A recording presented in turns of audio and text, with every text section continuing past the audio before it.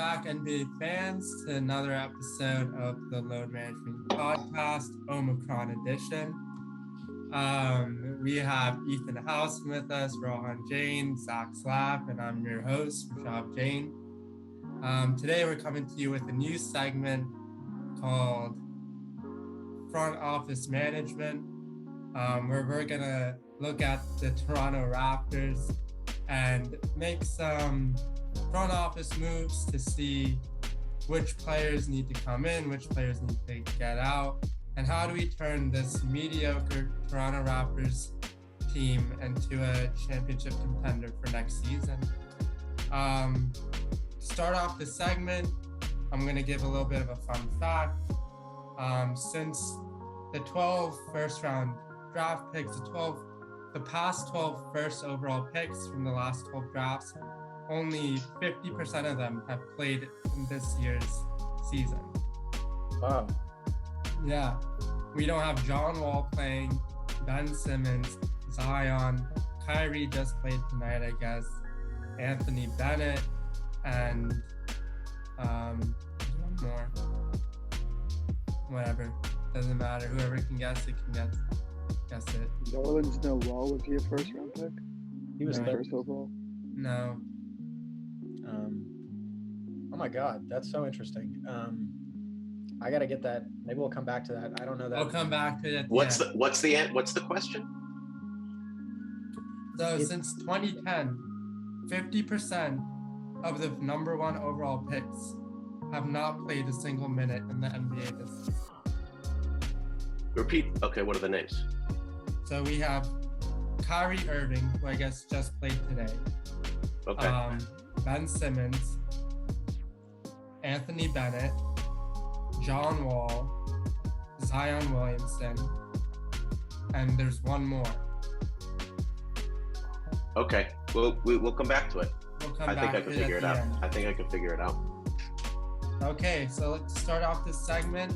Let's head over to Ethan Housen.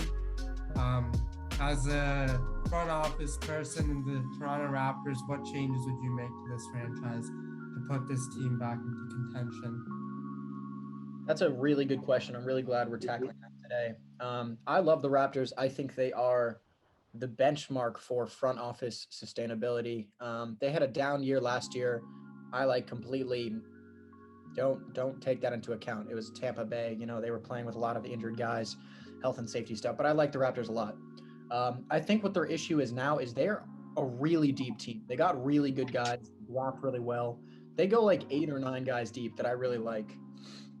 I think their issue is, even though Fred VanVleet is having a borderline all-star year, and I hope he gets the nod, hope he can be reserve in that East, they need a lead ball handler guy who can shoot off the dribble, make passes forever, a dominant number one option who can lead a team deep into the postseason. Pascal's not a number one. Scotty might be a number one, but not now. They have a lot of really good complementary pieces. So I put together a trade that I think would go really well. I want them to trade for Bradley Beal. Bradley Beal's a guy, and he kind of had a slow start to the season, but lately he's been cooking. He had 17 assists the other day. He is a number one option kind of guy. I don't know. We've never really seen Bradley Beal on a number one option team go very far, but I think in the right structure, it can be really good. So the trade I put together was Gary Trent Jr., awesome defensively, great steals guy, great three-point shooter, really good kind of in-between 2-3. Chris Boucher, who's like a really kind of, I don't know if he's young, but he's a really good asset, I think. He dropped like a 20-20 piece the other day. And then I'd say 2 first-round picks and a second-round pick with Gary Trent Jr. and Boucher to get Beal. That's not out of the question. They might need to throw in someone else, but definitely not Fred VanVleet. Definitely not Scotty Barnes and Pascal. So that's my trade. I think that would work well in Beal in their system.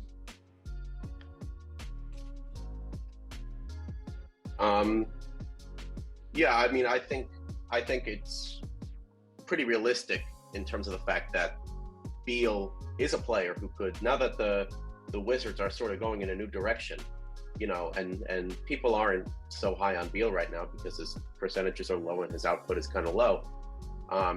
he could be a realistic trade piece for the Wizards. I don't know if they're necessarily going to do it because I think he's a good veteran for some of these younger guys to be around.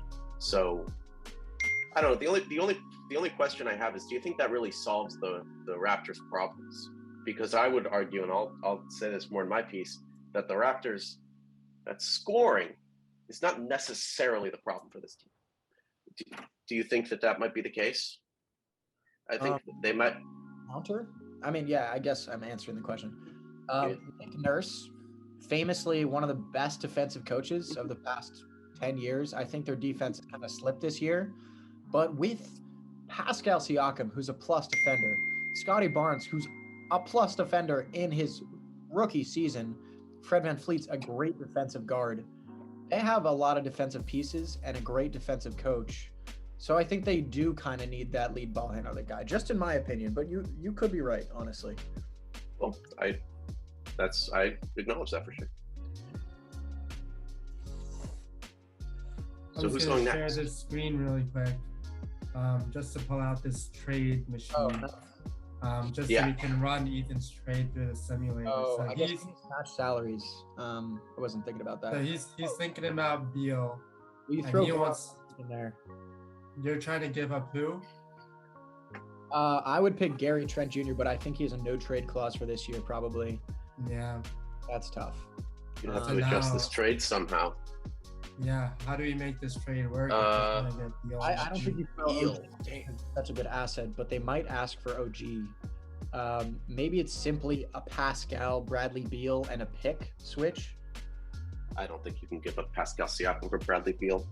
It works. I think if you're if you're planning to move on from Siakam, if you don't think Siakam's your number one piece and you really want to invest in Scotty, I think pairing Beal and Scotty together could work. But this is Ethan's move. And listen, my trades aren't so great, so I'm not one to judge, to be honest. Bradley Beal has a larger trade value than Pascal Siakam. Well, I think they're pretty close. They're close, but Pascal's younger. I'd say they both are players that recently have had to prove something, but they still have stuff left in them for the league. Yes, I'd say Pascal probably has a little more upside than Beal just because he's younger. I would say so as well. But I don't know, man. I'd love to see Beal on a really good team and see what he can do in the playoffs. That's all I'm saying. We've seen Pascal, right? We know what he's kind of capable of, and he's a great piece, but he is not a number one scoring option like Beal is. It's because Fred VanVleet is the number one scoring option. Yes, exactly. All right, someone else throw a trade in there. Mine was haphazard. I'll go. Well. Let me go, and I'm gonna say that I guess I sort of had a slight variant in terms of the interpretation of this question. I thought that you were talking about the best possible move to, by the end of this season, that they could make mid-season, and by the end of this season, be if it's possible, be a contender or close, or anything close to a contender. So I found what I believe to be the best mid-season trades that this team could possibly be to maximize the number of wins or their likelihood of being a contender. So first, I saw online the other day that basically the Raptors would take the cake for the most average team in the NBA because they have a 500 record, currently have a 500 record, and they have a 500 record home, and they have a 500 record away, and in conference and out of conference, they have a 500 record.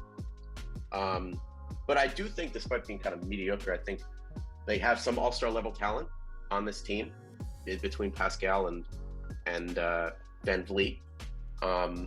But I also think that a trade could potentially cover up some of the weaknesses in their game. So what are the weaknesses of the Raptors?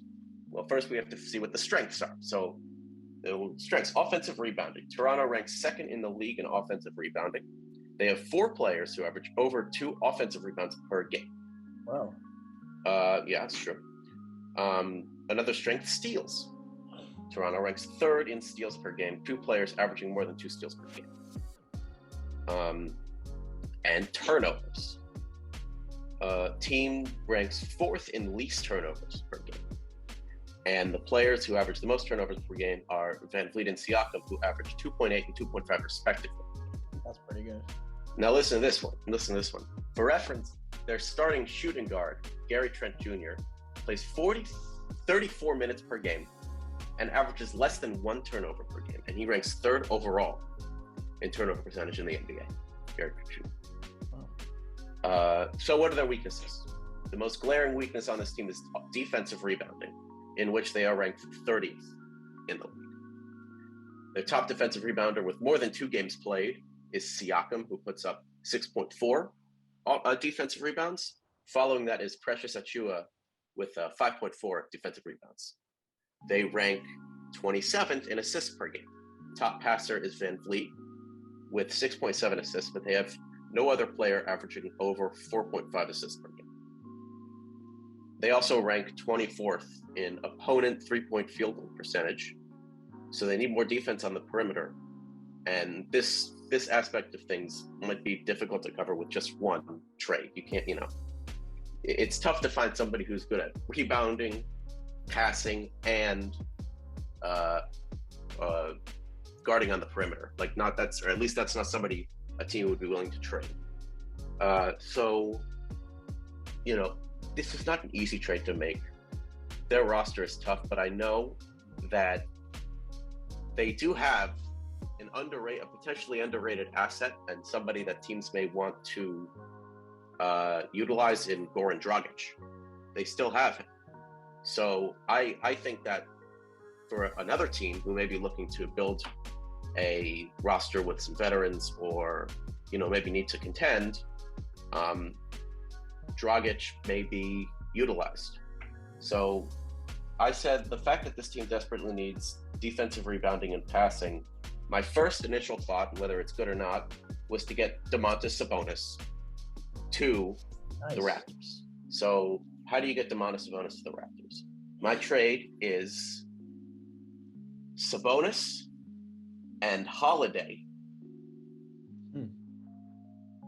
to the Raptors for Goran Dragic, Precious Achiuwa, Macaulay Flynn, and what I would assume would have to be a few picks in some sort of order. Now the salaries match on this one. Does anybody have any? It's not.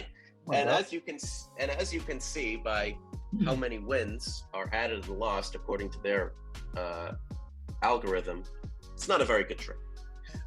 It's a very lopsided trade. What do you have to say? So, one thing I would have to say is how you were talking about how the Raptors might pan out to be the most average team in the NBA.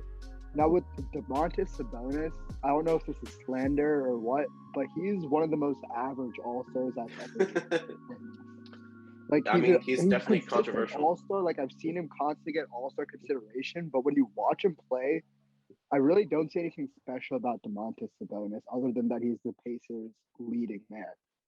I don't know how good I don't know if Domantas Sabonis has the ability to elevate a team like that. I don't think he does either. And it was sort of the reason that this trade doesn't work is because obviously it's based on, my first instinct of the stats. So assists and defensive rebounding, something that he thrives in, that just could potentially help the team in those categories that they really struggle. Now, basketball isn't categories, but, stats, these kind of stats do reflect on how the team plays during the regular season. So he would provide, I think, a good scoring option for them, but I agree. I don't think this is a good trade. So why don't we try another? The second trade.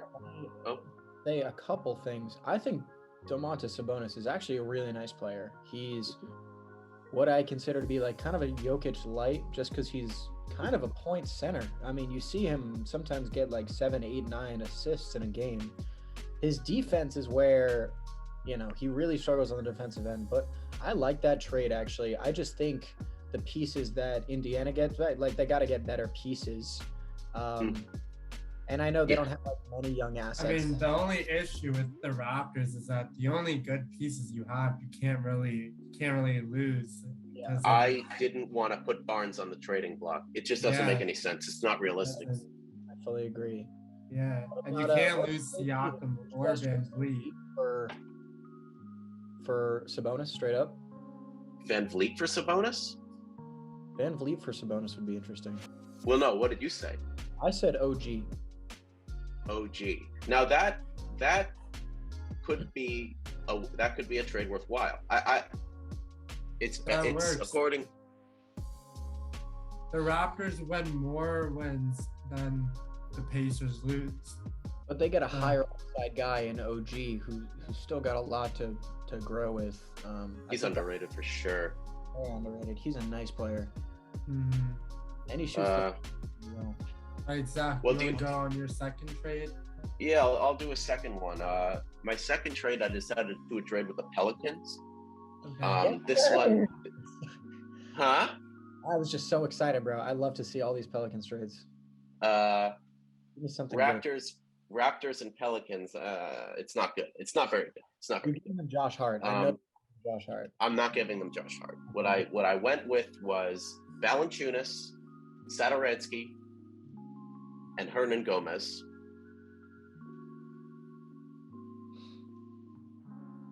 For Anunoby, Birch, Achua, and Flynn. Yes. Interesting. Okay. Huh. What are your Pelicans thoughts? definitely lose out on a lot of wins there, but you do put the Raptors at 8 wins. Let me get 30 seconds here, man. No, I would take this trade in a heartbeat. Valanciunas can't guard shit. Literally. Great offensive center, but like he can't guard anything, man. Tomas Satoransky, I just needed to go off. This dude is a freaking bum, man. I hate Oh my Tomas God. so much. He's shooting like 17% from the floor this year. 17%. That's harsh. Now again, this is a trade that's trying to maximize. This is a mid-season trade to make this team as good as possible this season. Valanciunas solves a lot of your rebounding issues. If you're a bad defensive rebounding team, Valanciunas is a board eater. He's a monster. So I think in that sense, it would be a good trade for the Raptors. And that's what do you think, Ethan? Okay, I'm gonna hop in here. I'm actually gonna give my pitch. Just because Okay. it kind of goes off of what you said, Zach, and I really did agree on a lot of your points. I also agreed a lot on Ethan's points, but let's bring it back to the year 2018-2019 when this Raptors team made it to the promised land, led by their Lord and Savior Drake, took down the Kevin Durant Warriors. Those are the good times in Canada. I mean, all's gone downhill from then, but we're gonna take it back then when our roster still had Kawhi Leonard, kind of grooming Siakam. We had Gasol, we had Ibaka, and we were a good team. Even the year after Kawhi left, 2019-2020, we were second in the East. We were the number 1 defensive team. So they didn't really lose a lot from losing Kawhi. But then 2020 and 2021, that's when the real drop-off happened. We dropped from second in the East to 12th, first defensively to 15th defensively. And the 2 key players we lost in between those seasons were Ibaka and Gasol. We kind of lost our entire front court. And that's where this drop-off in rebounding occurred that Zach talked about. We went from our total rebounds per game averaging 35.9, around 36 rebounds per game on defensive rebounds, to only 32. So that's 4 rebounds per game we're losing that we're giving up to our opponents. And that kind of was the major difference, is that we didn't have a true center or a true power forward. Currently this season, we're running Siakam at the center and Barnes at the 4, which are super undersized. We can't compete against teams like Philadelphia that play Embiid or Milwaukee with Giannis at those size and length.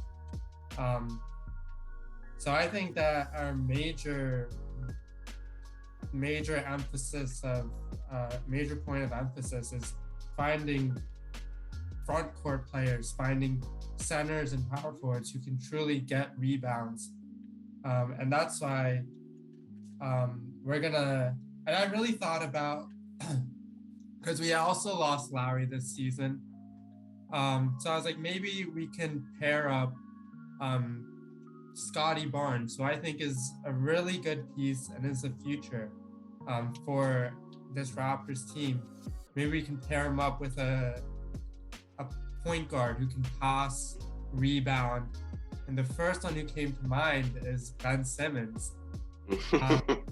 And I ran it through the trade simulator so many times to find a good pair of players that we could give up to acquire Ben Simmons.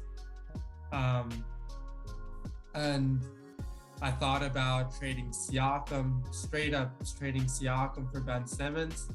And while the financials work out, I don't see Philadelphia accepting this trade just because Philadelphia doesn't need Siakam.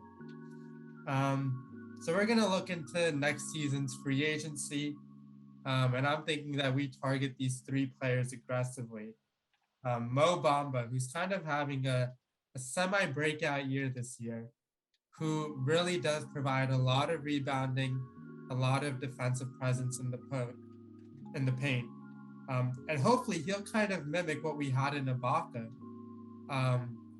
This pairing of Siakam and Scotty Barnes kind of reminds me of Kawhi and Siakam, where Scotty is learning a lot from Siakam. And if I can replace Ibaka with Mo Bamba, I'd say that's a pretty equivalent. He's young. He's really young. He's really young. He's got a lot to learn, but he's got a very... No, I'm saying it in a good way. Yeah. I think he fits the timeline of Barnes. Yeah, he's young, and he's somebody you'd have to invest in, but he's talented. So I'm looking at targeting in free agency. We're looking at getting Mo Bamba, Thomas Bryant, another young guy who plays the power forward position quite well.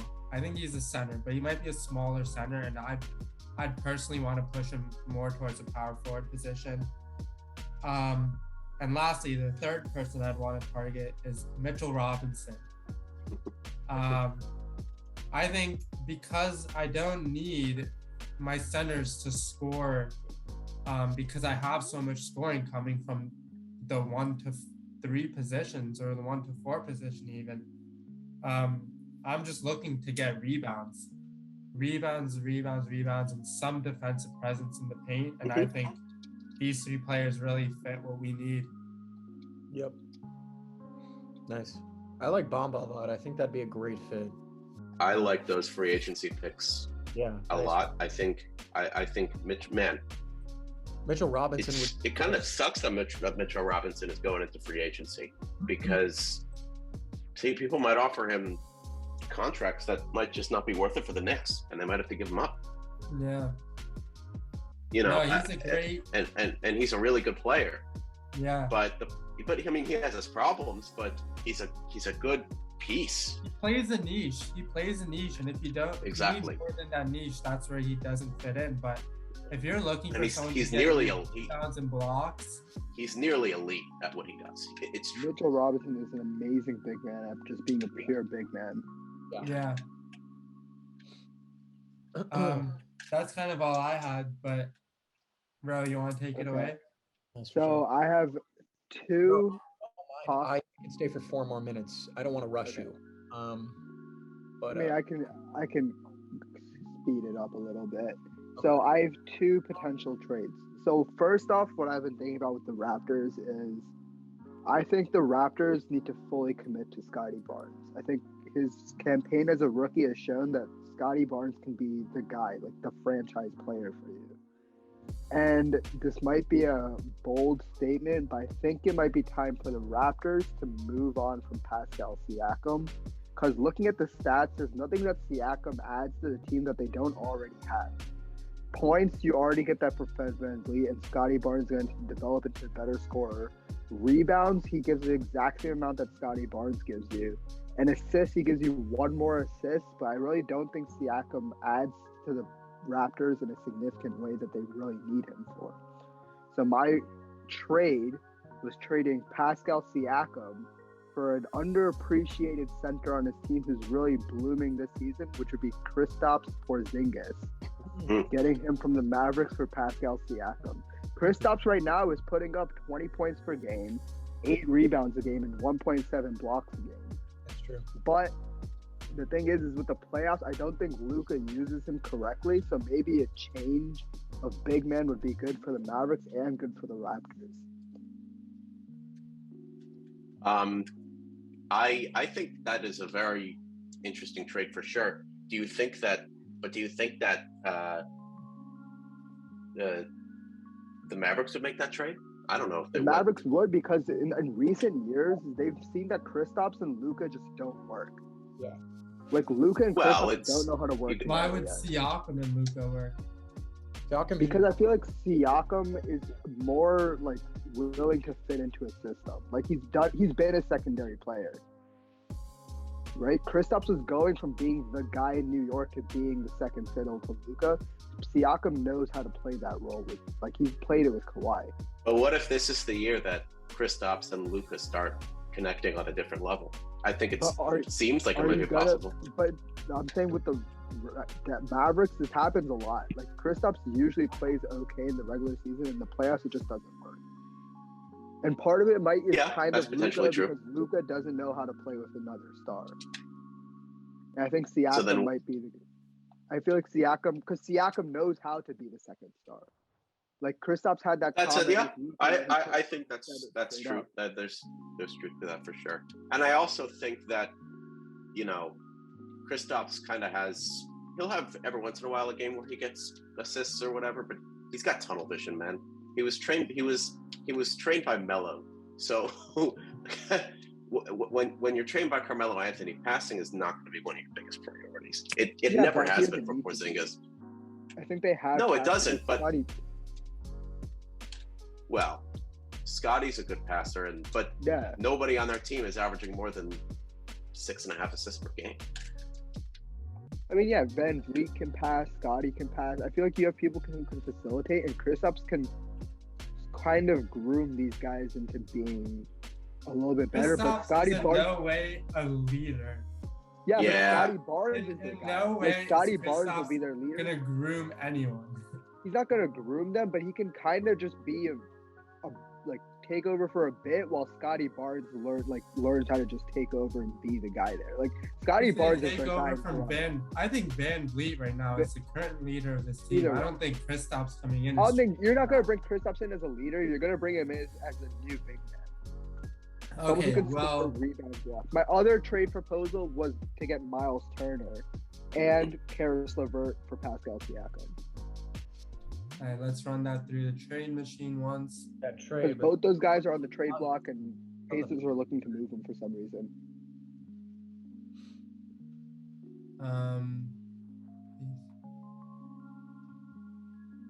So you said Siakam for Turner and LeVert? Yeah. I'm so lopsided somehow. I don't know why. It works. You don't get any wins added to the Raptors, and actually Pacers lose out on 7, but it's okay. I like that actually. I like that a lot. I'm surprised you lose out that much. Turner is just need a couple leader. Something like that, honestly. I think that's one of the things that you have to look at in these trades is, sure, you're getting Turner and LeVert, but now I'm adding 2 starting caliber players to positions where I already have starting caliber players. Right? Am I benching Gary Trent? They don't have a center, but they'd have to push Karis somewhere. Sure. So you're essentially replacing Turner for Siakam because Siakam plays center, but But now what does LeVert do? LeVert's gonna compete with Gary Trent for minutes? The three, because it's Van Fleet, Gary Trent, LeVert. What about Anobi? Oh, OG. I forgot about OG. That's what I'm saying. So that's why I don't know. But you know what? Let's wrap up this session today. I think we had enough of being in the Raptors front office. Yeah, it's a tough job. Just to recap, Ethan, to better improve the Raptors, Ethan recommends trading for Bradley Beal. Zach says trading away Dragic. I said looking into free agency, signing either Bamba, Bryant, or Robinson. And Rohan says to commit to Scotty Barnes and move on from Pascal Siakam. Oh, by the way, I have the answer to your question, by the way, and I didn't look it up. I swear to God, I didn't look it up, all right? The answer is Markel Fultz. I swear I didn't look it up. I don't know, really. Winner of this week's trivia, Zach Slav. So, Toronto Raptors, if you're looking to improve your team and you happen to make a trade for Beal, move on from Dragic and Pascal, or sign either one of the three centers I recommended, please give a shout out to the Load Management Podcast. Maybe sign one of us to your front office and we can make even better moves for you guys. That's it, NBA fans. Any comments you have, leave in the comments below. Like and subscribe. Follow our Twitter, Load Management. Follow our Twitter. We're pretty active on Twitter right now. Intoxicating. Yeah. We definitely have some hot takes on our Twitter. I'll die on that hill. Yeah. One picture for every like we get.